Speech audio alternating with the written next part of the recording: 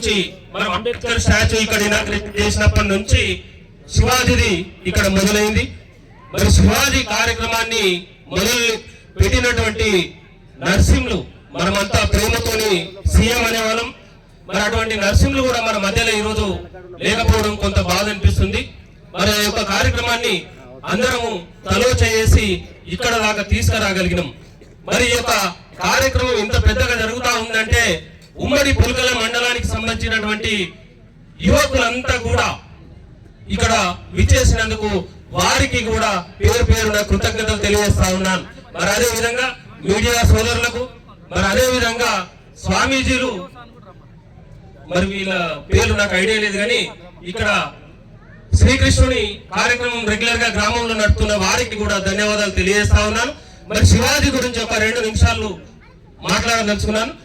ఈనాడు శివాజీ గారు భారతదేశ చరిత్రలో ఆనాడు ఉన్నటువంటి మొఘలులు పోరాటం చేస్తూ దేశమంతట వాళ్ళు రాజ్యాలను నిర్మించుకుంటూ వస్తున్నటువంటి క్రమంలో స్వరాజ నినాదాన్ని ఎత్తుకొని భారత భూభాగంలో మేమే స్వయంగా రాజులమవుతాం, మా పాలన మేమే చేసుకుంటాం, మా రాజ్యాన్ని మేమే పరిపాలించుకుంటామని తాను ఆ నినాదించిన